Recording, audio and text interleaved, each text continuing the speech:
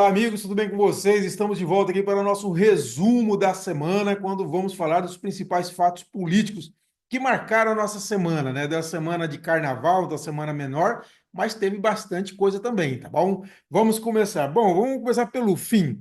Eu fiquei sabendo nessa sexta-feira que, que alguns deputados, que eu tenho chamado os enjeitados pelo Palácio, porque eles querem fazer parte da base, mas não são aceitos na base, né? Essa é a grande realidade. Falo que não, tá? Mas na verdade é isso. São enjeitados pelo Palácio.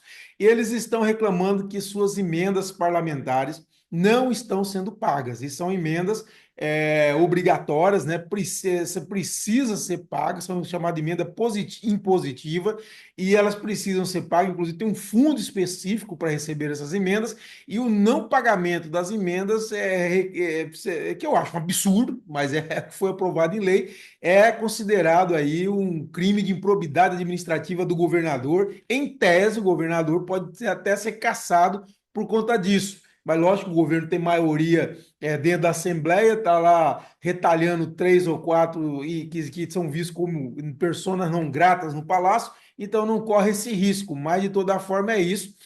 Pode ter inclusive judicialização para o recebimento dessas emendas. A ex-deputada estadual Luana Ribeiro chegou a fazer isso, fazer uma judicialização e recebeu via judicial no passado essas emendas. E isso pode se repetir agora. São três deputados que estão mais nessa situação, que é o Gutierrez Torquato, que é a persona não grata porque é muito ligado ao vice-governador Laurez Moreira, que é muito próximo, que está rompido com o governador Vanderlei Barbosa. Também o Eduardo Mantoan, motivo óbvio, é marido da ex-prefeita de Palmas, Cíntia Ribeiro, que também se tornou adversária do Palácio no final do ano, por exemplo, foi troca de tiro entre ela e o governador Vanderlei Barbosa. E o deputado Júnior Gel, que se identifica desde sempre como independente dentro da Assembleia, né? Outro fato interessante da semana, para fechar a semana também, que fechou a semana, foi a informação que nós trouxemos, que o vereador Rubens Uchoa, aqui de Palmas, do União Brasil, está se licenciando por 90 dias, ele vai fazer até uma cirurgia neste sábado e deve ficar em repouso aí. E eu disse que não é nada sério, nada importante, também tem um compromisso dele com o primeiro suplente, que é o Léo da Saúde, um suplente que teve 1.309 votos em outubro. Então, o Léo assume aí, a partir de segunda-feira, por 90 dias, a vaga de vereador na capital. Bom, nessa semana, a grande polêmica dessa semana foi uma declaração do governador Vanderlei Barbosa no Carnaval de Gurupi, onde ele disse que não vai ficar arrumando desculpas para não fazer o carnaval porque tem dinheiro da cultura. Ele disse isso e foi recebido com uma alfinetada aos prefeitos que não realizaram o carnaval, sobretudo o prefeito de Palmas, Eduardo Siqueira Campos, mas outros prefeitos, como Ronivon Maciel, também lá em Porto Nacional não fez, prefeito de Aurora também não fez, enfim, e não fizeram por questão de responsabilidade fiscal, ou seja, o Eduardo, por exemplo, assumiu, segundo ele mesmo diz, aí, foi apurado, né? Falava-se em 300 milhões, mas agora foi apurado aí 203 milhões de dívidas deixadas pelo governo Cíntia Ribeiro, e por isso decidiu não fazer o carnaval. Mesma situação financeira dos outros municípios que preferiram não fazer o carnaval. Mas o governo não está com essa bola toda de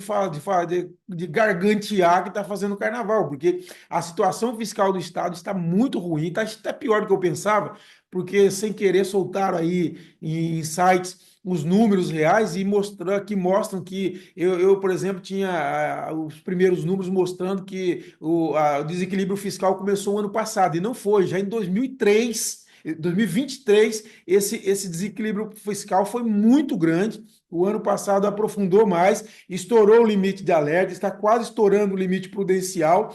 Isso significa menos liquidez, ou seja, menos capacidade do Estado de pagar, e nós estamos com vários programas aí com problema para receber. Né? Então, assim, o governo não está com essa condição toda de falar que eu tenho e eu gasto, não. Ele está em situação que precisa economizar para o bem do Estado. Isso é importante, não é contra governo, não é contra a pessoa de governador, nada disso. É em defesa do Estado. O Estado precisa fazer ajuste dessas contas, não pode continuar, para que a gente não volte ao passado, quando nós arrebentamos todas as contas e ficamos sem dinheiro para nada, com a dificuldade enorme para pagar até salário de servidor. Então, isso é muito preocupante, a sociedade toda precisa estar alerta, não é ficar contra governador, mas é pressionar o governo para que cumpra, que tenha responsabilidade fiscal. Isso é muito importante. Aí o que aconteceu? O secretário de Planejamento Urbano de Palmas falou comigo, o Ronaldo Dimas, e rebateu. Falou que justamente isso, que o Eduardo ele decidiu não fazer o carnaval para priorizar obras, reposição de estoque de remédio, enfim, para cuidar da situação administrativa do município. E deu uma cutucada, óbvio, no governo, no governador. Falou que o governador herdou bilhões do governo Carles e acabou, torrou todo esse dinheiro, ele falou, e pediu para o governador trabalhar mais e falar menos, né? Na Câmara Municipal repercutiu também. Os vereadores Jean Carlos do Solidariedade e o Carlos Amasta do PSB defenderam a decisão do prefeito Eduardo Siqueira Campos de não realizar o carnaval esse ano para economizar recursos, né? E para o ano que vem planeja um carnaval tal, essa é a ideia. Mas esse ano, diante da dificuldade, os dois vereadores defenderam a medida como responsável a medida do Eduardo Siqueira Campos e o Carlos Amassa está indo mais longe. O Carlos Amassa está pedindo uma CPI na Câmara, quer uma CPI na Câmara para apurar essa dívida herdada pelo prefeito Eduardo Siqueira Campos, né? Ele que tem aí suas divergências, lógico, precisa ser dito, com a ex-prefeita Cíntia Ribeiro, mas ele tem feito essa defesa lá. E para fechar, pessoal, na quinta-feira, o dia 13, vai voltar em pauta no Supremo Tribunal Federal uma discussão sobre sobras eleitorais da campanha de 2022, o que significa que nós podemos ter mudança na composição da Câmara, ou seja, alguns deputados podem perder a sua vaga. E um deles é o Lázaro Botelho, do Progressistas, um deputado que fez 13.668 votos em 2022.